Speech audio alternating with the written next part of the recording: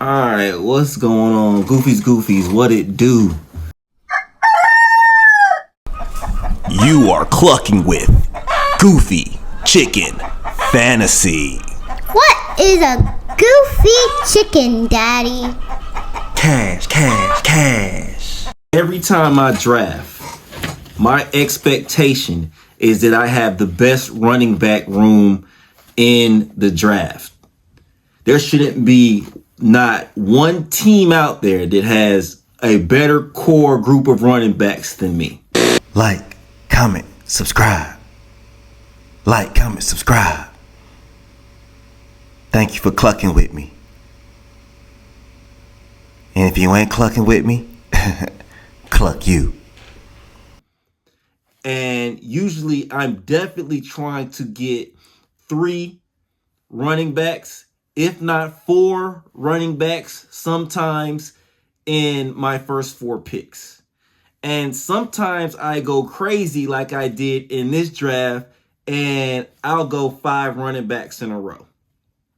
And I have no problem with that because every single week I want my running backs to fill in that flex spot. I want to play 3 running backs and I want to play 3 wide receivers each week during best ball. And I feel like if I can win the running back position week in and week out, that's going to get me where I want to be, and that's advancing into the money rounds. Now, is this strategy going to win you the big prize money in week 17? Probably not. But this strategy is going to make sure that your team's advance and is going to make sure that you get a return on your best ball investment. My first pick, I went Jahmyr Gibbs. Completely comfortable with that. Anytime that I have an opportunity to get a back that is going to get over 300 touches in a season, I can't pass that up. I'm never going to pass up a back who's going to get 300 touches unless I am going to grab 2 receivers, and that's either going to be Puka Nacua and Jamar Chase are the only people eligible to get drafted over any receiver that's going to be in that 250, 275, 300 touches and more. I'm taking them without question because I want to win my running back room. Anytime that I get an opportunity to deplete the draft board of running backs, I'm going to do it because now I'm taking control of that draft because I believe in myself that I have the skills to find the wide receivers later on in the draft. I don't need CeeDee Lamb. I don't need Nico Collins. I don't need George Pickens, Malik Neighbors. I can find guys that are going to score for me later on in the draft. And I'm also going to draft a much higher amount of wide receivers than I'm going to draft running backs for. I go Jahmyr Gibbs. He's going to have over 250 target. He's going to have over 250 touches in the 2026 season, stays healthy. Saquon Barkley, 300 plus. Kenneth Walker, don't know where he's going to end up yet, but from the performance that I saw last year and what I saw him put on film in all 22s throughout the entire year, there's going to be somebody that's going to pick him up and he's going to be their featured back. Next, I went Travion Henderson. That's my 4th back. He's RB4 for me. I feel very good with that. And then RB5 is RJ Harvey, which has the opportunity to be another feature back that's going to get over 250 touches in Sean Payton's offense. So I feel great about that. And now everybody else on this board is going to be scrambling for running backs in the RB dead zone. I am going to be able to move as I want to move and get the receivers that I want to grab this draft.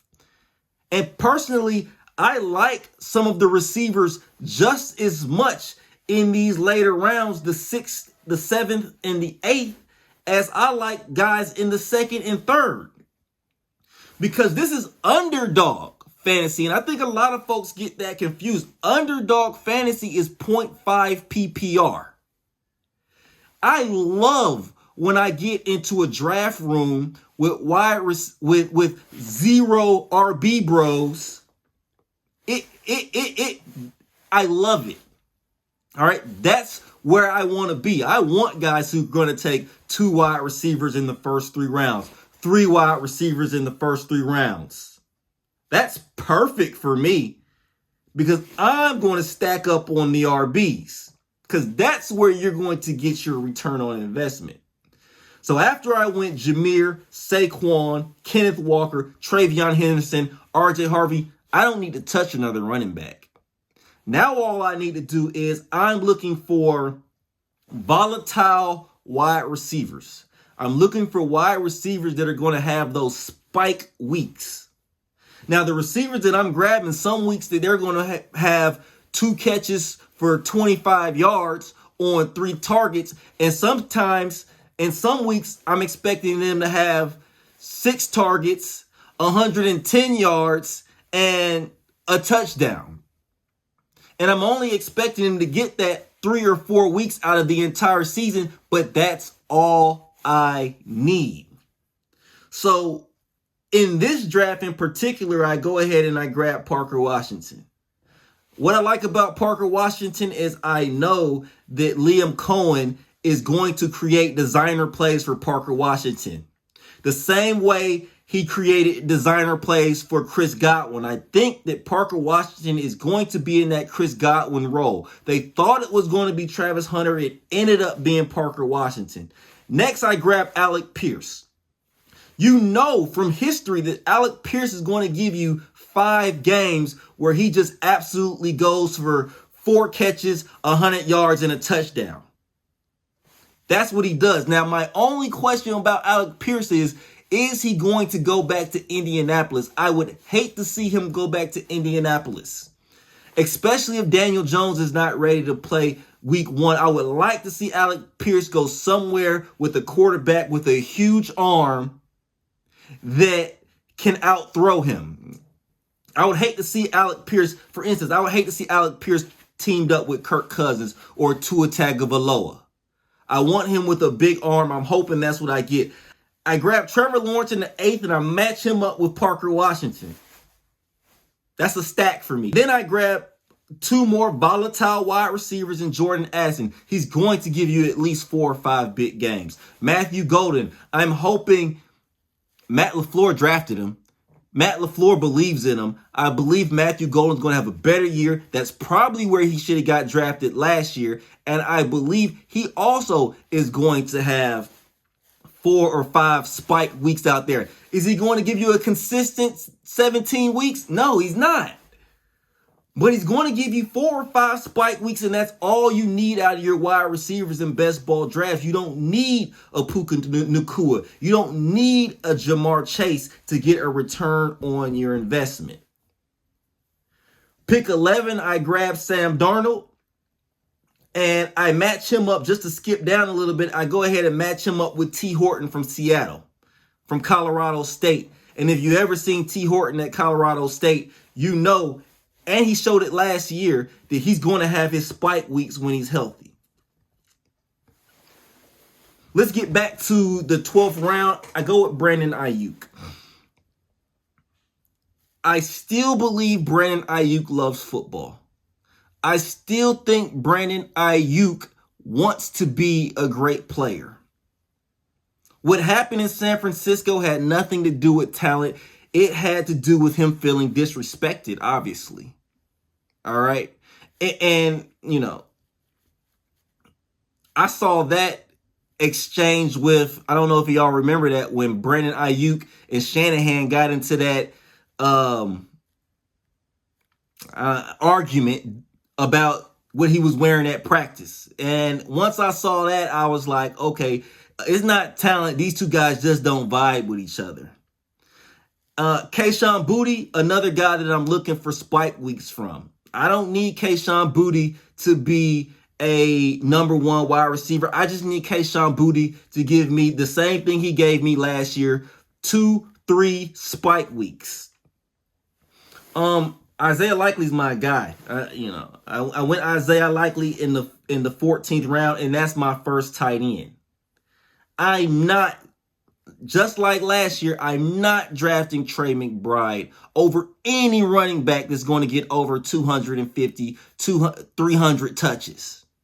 I'm not drafting Brock Bowers over any guy that's going to get over 300 touches. That's just not what I do.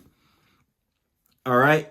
I'll wait. I'll get Isaiah Likely, which I believe is one of the most talented tight ends in the league in regards to route running and hands and catching the football. You know, he had a tough go last year, but think about that catch that he made at the end of the year to tie it up in that Baltimore game. I believe they were playing the Steelers. There's not too many tight ends in the league that can make that catch. Not at all. Isaiah Likely is a special talent. I went and took A.D. Mitchell. I'm fine with A.D. Mitchell because I really like how A.D. Mitchell produced in New York, and I was really impressed by what A.D. Mitchell was doing in Indianapolis in training camp. I saw something there. I don't think he has had his best years yet in the NFL.